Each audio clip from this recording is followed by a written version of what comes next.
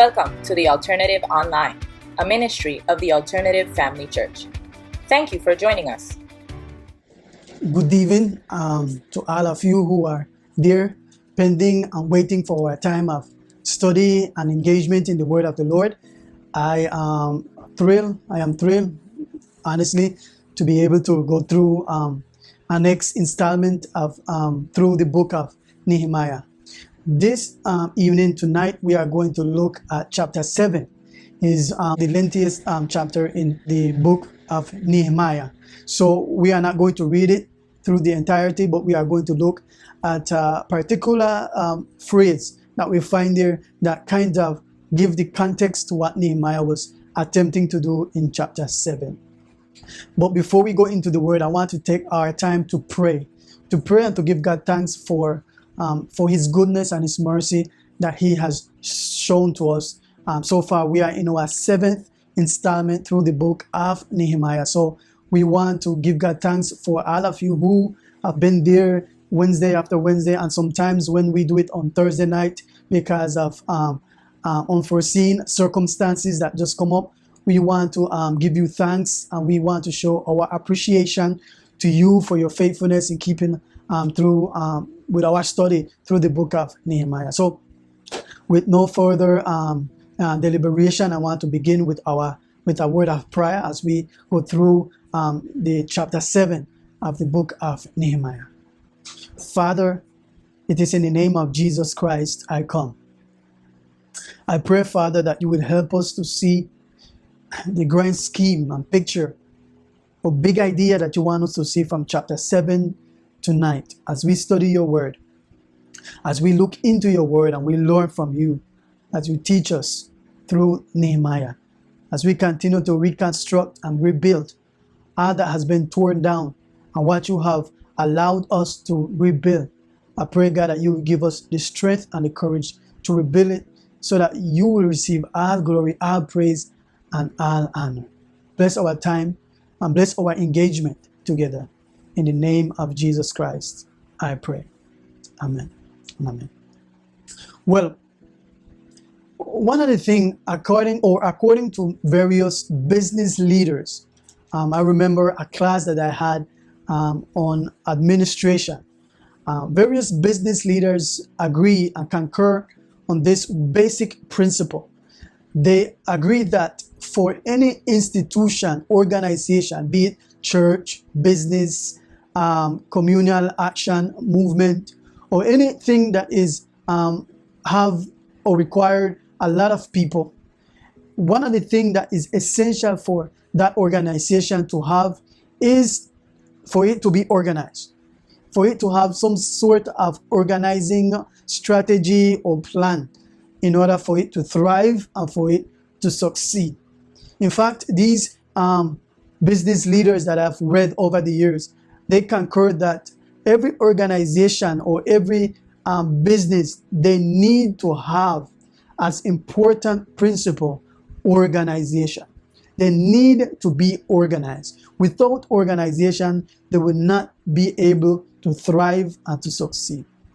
Well, it seems to me when you read chapter 7 of the book of Nehemiah, you realize that what Nehemiah is essentially doing here, he is organizing not only the people, but he's organizing the city so that the city will be prepared to receive the returnees from exile. Remember when Nebuchadnezzar took the people from Jerusalem into exile, even when the people in Jerusalem, in Judah, they were very organized and they were very structured, they were missing something essential. They were not organized under the leadership of God. Therefore, God sent in Nebuchadnezzar to overpower them and to take them into slavery. You can find that story in Daniel chapter 1, where Daniel recounts the story and reflecting back on Nehemiah, on Jeremiah's prophecy. It was through the book of Nehemiah where we find these two separate northern and the northern and the southern kingdom that were separated. And as a result, they were taken into captivity. So Nehemiah is now reflecting on those people returning from enslavement and exile and he has to organize the city. So from chapter 1, when he began to rebuild the wall, it was just a picture or a preparation for the ultimate purpose for which he went back to Jerusalem after leaving his job as a cupbearer, as the taste person of the wine and food of the king, to go back to Jerusalem to rebuild the wall and to rebuild that city that was in ruin. So Nehemiah is reflecting on that, and he understood that what they needed as a people is to have organization. So one of the fundamental tools for the rebuilding process evident in this chapter as a result of Nehemiah's leadership is the organizational process he used to lead the people through after they finished or completed the rebuilding of the wall. After the rebuilding of the wall, what we see here is Nehemiah's organizational skills and leadership on display in process, taking place as he organized not only the city, as he finished rebuilding the wall, but also organizing the people. So this is evident in the phrase used in verse 1. In verse 1 of chapter 7, if you look at it with me, in verse 1 of chapter 7, it says, now when the wall had been built, I mean that the wall is completed, the wall is finished, and I had set up. This word and this phrase is very important for our study tonight. I want you to underline it, circle this phrase, set up. When you read this phrase in the original Hebrew Bible, it means to put together, simply to organize, okay? To structure, to organize. So he has completed the rebuilding of the wall. But yet, even though this city was beautified with the wall that was restored and rebuilt, there was certain things that needed to reorganize, certain things that needed to organize, needed to get some organization in order for the process that they were undertaking through Nehemiah's leadership to be completed and to be fully furnished. So what we have here is this phrase helping us and showing us a systemic organization that Nehemiah undertake in order to rebuild this city and to rebuild this community. So they are moving out of, remember, they are moving out of the rubbles of shame, of destruction, of chaos, and they are restructuring the national pride, and they are restructuring the national identity and leading to a revival of praise and worship. When we look at chapter 8, go back to chapter 13, we see this revival of the national religious practices that was predominant in Jerusalem before the exile, before they were in exile, before they went into exile. So what we have here an important principle, which is Nehemiah starts by rebuilding, by organizing the city and the community. That's what we are going to see. Well, what I want you to see in chapter 7, beside the length of this chapter, I want you to see something also that is very important. This chapter contains 73 verses. And in these 73 verses, what I want you to see, beside it being lengthy, weighty, and complex, I want you to see the overall picture of God's hands through the darkest hour and moment of Israel and Jerusalem's history, when there was chaos, when there were destruction all around them and crisis. What I want you to see from the list of genealogy that Nehemiah presents to us, I want you to see the faithfulness of God in keeping his covenant with his people. And this I want to zero in a little bit. God is faithful in keeping his covenant. What we can abstract from that, what we can extract from that as Rizal people, God is faithful to his promise. God is not faithful to us because we are not faithful.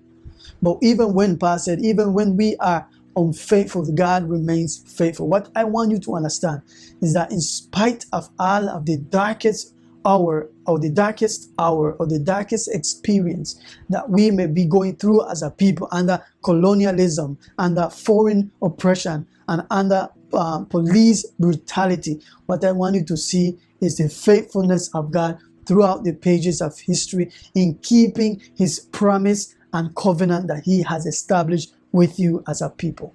As a people, God has established a promise, and he's faithful to keep it to the end. So that's the overall picture that I want you to extract from chapter 7.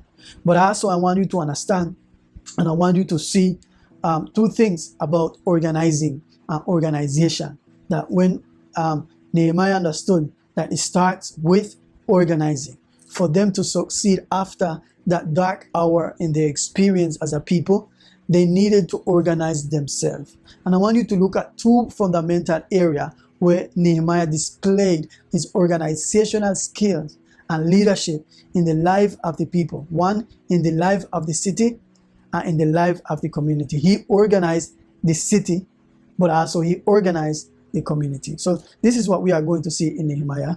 Nehemiah organized the city, and he organized that people. But let's remember, or let's recap a little bit. Remember from chapter 1 until chapter 6, what we have in Nehemiah's history and leadership. We have that he's on the project of rebuilding the wall. Then in chapter 7 through chapter 13, what we have is Nehemiah rebuilding the community. So we have two extremes that we are seeing. So I want you to notice that how he organized the city, but also how he organized the community. Let's begin first with organizing the city.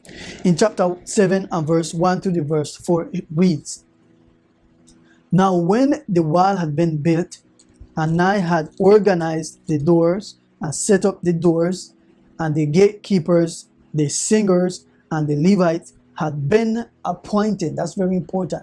They have been chosen for what purpose? To make sure that they safeguard not only the security and the protection of the people from military invasion and from colonialism and colonial powers, but also that they were appointed to ensure that these people have a sense of spirituality. So two things happen here: the security as a city and the spirituality as a people. As a people, they needed to have security from foreign oppressors rather, and they also need to have a spiritual practice. So this is what Nehemiah do. He organized the gatekeepers, the singers, the Levites, and had been appointed. And listen to this: "I gave my brother Hanani and Hananiah, the governor of the castle, charge over Jerusalem, for he was a more faithful and God-fearing man than any, or than many. And I said to them, let not the gates of Jerusalem be open until the sun is hot, and while they are still standing guard, let them shut and bar the doors. Appoint guards from among the inhabitants of Jerusalem, some at their guard post, and some in front of their own homes." The city was wide and large, but the people within it were few, and no houses had been rebuilt. So what we have here, how he organized the city. Number one, he organized the city by appointed qualified leaders. That's what Paul said in the epistle to Timothy: appoint qualified elders to oversee the church. So what we have here, we have Nehemiah appointing qualified leadership. Who are these qualified leadership? These are people who will not corrupt the faith. These are people who are God-fearing, meaning they reverence, they honor God above everyone and everything else. They were not like these leaders that we find in chapter 5, who were corrupt and they were exploiting. They were practicing injustice. They were having the knees on the neck of the people, and the people, they couldn't breathe, they couldn't progress. In fact, they were overtaxing, and they were over charging interest to the people when they would borrow money so that they could eat. That's what we find in chapter 5. So Nehemiah wanted, and he made sure that he appointed proper leadership so that the city would organize under qualified leadership. People that would not practice injustice, people that were not corrupt, people that reverence God, that the reverence of God will lead these people to practice what was right, to do what was right, to do what was in accordance to the heart and the will of God. That's what Nehemiah said. Because of the fear of God in chapter 5, I did not do as others governor did prior to my leadership. And this is what Nehemiah is doing in chapter 7. He's appointing, organizing the city by appointing qualified leadership. You know that that is very important, be it in the church, be it in your business, be it in your organization. You need to have people who are qualified, people who are honest, people not qualified in the sense of degree or titles, but people who are honest, people who are respectable, people who are straightforward, people who will not live a double moral life, people who are righteous, upright, people who seek to do what is right, people who pursue justice, people who will not exploit, people who will not do evil in the sight of God. That's the kind of leadership that you need in order to start a church, to start a business, to build your home. You need that kind of qualified leadership so that you will thrive and you will see success in whatsoever you are employing and whatsoever you are pursuing as a goal. You need God-centered leadership, okay? And I like that the fact that he encouraged the people to come back and invest in Judah. So he understood this is very important for us as well as Rizal people. We need to begin to invest in our community. We need to invest financially in our community. For too long, from a government standpoint, we are investing in other communities than our communities. And we are seeing the result, flooding all over the island because they are building in areas that they shouldn't be built, or shouldn't be building rather. And that is causing a chaos. And people are crying out for aids and help because they are not building. Recently, the fire department, the head of the fire department here on the island have been making a proposal that to relocate the people them in the areas where these water run as a stream, because they are destroying the stream, and flood is all over the island in the town sector because we have a bad infrastructure. So what these people, what Nehemiah was doing and encouraging, he's encouraging the people to invest in their community. We need to invest in our businesses. We need to invest in our community businesses. We need to invest in our people. We need to invest in our own. We need to empower our community. For too long, we have been empowering other people community. Nehemiah look at the land and look at the city and say, wow, we have a vast city. The land is protected by the wall that has been rebuilt. No, we need to invest. We need to come back and invest back in our community.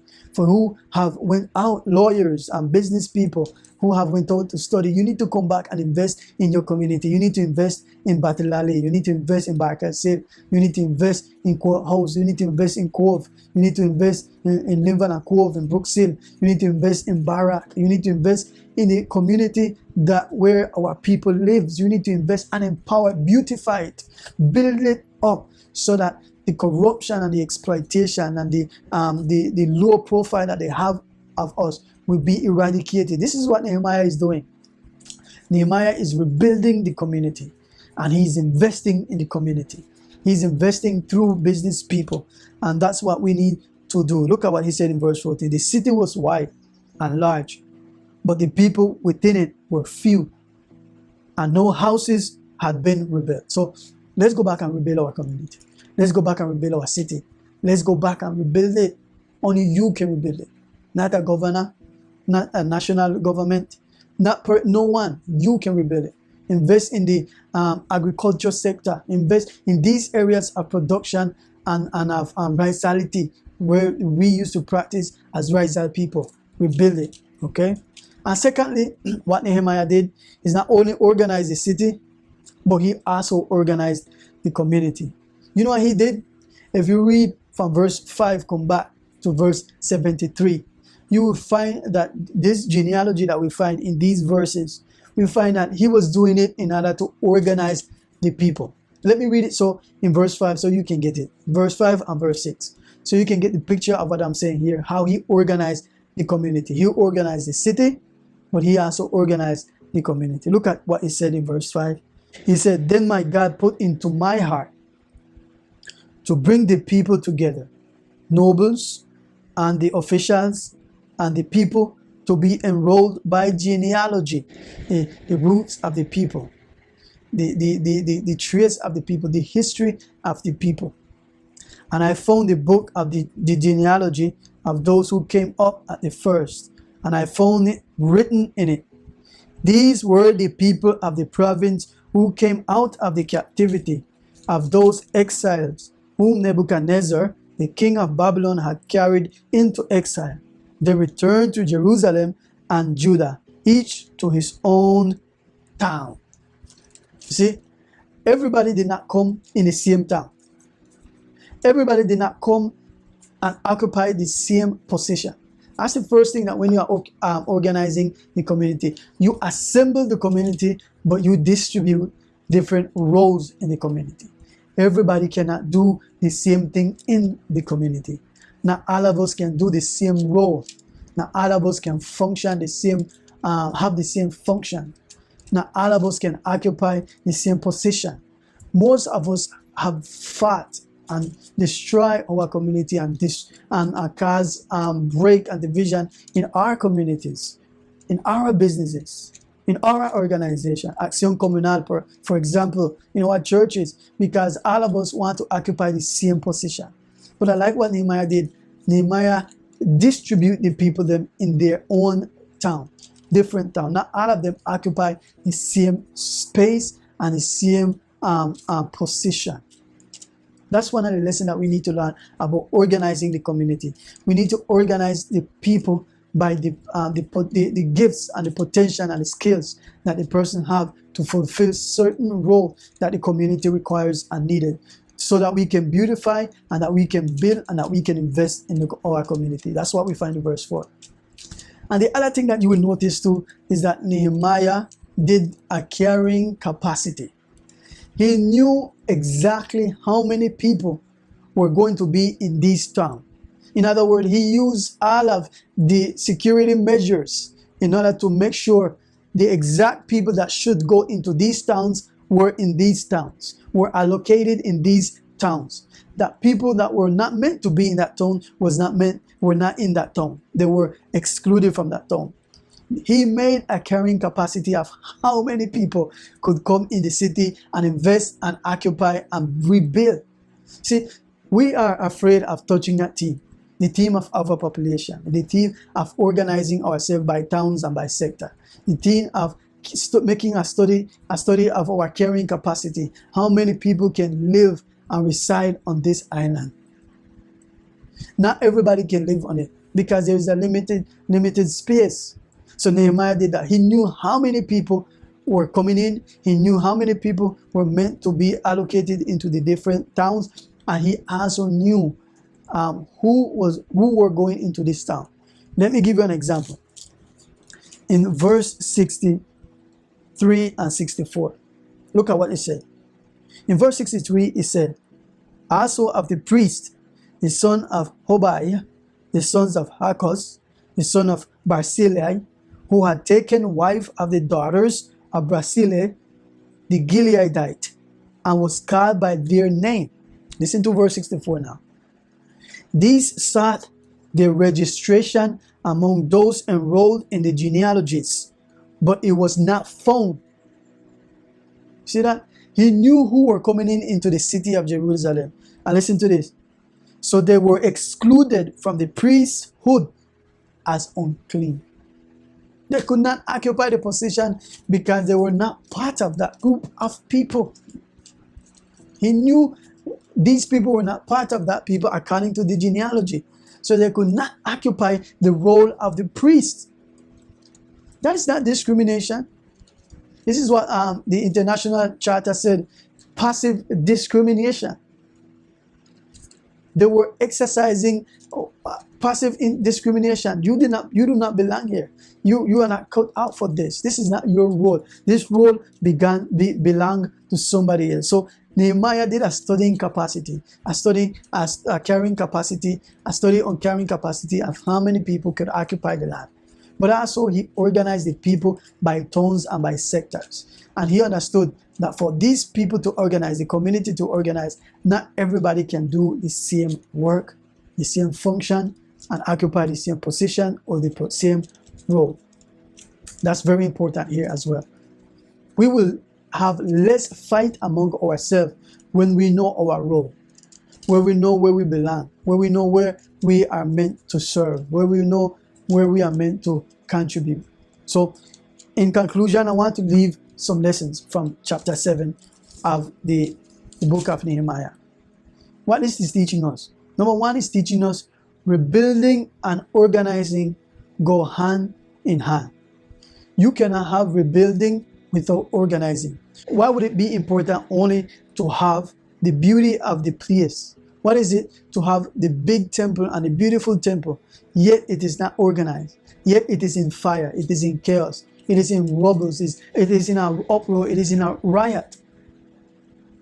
Nehemiah understood that riot would not lead to a successful end. Riot is essential, and rebels are essential. But what we need to organize it. We need to challenge our energy. We need to challenge our rage and our anger, and we need to organize it. So it is pointless to have a beautiful building and temple, and yet it is in chaos. It is not organized. So what Nehemiah is teaching us, number one, rebuilding equal organizing. You cannot have rebuilding without organizing. You need to have them married together. So the first thing that we should learn from this chapter is we need to rebuild, but at the same time we need to organize.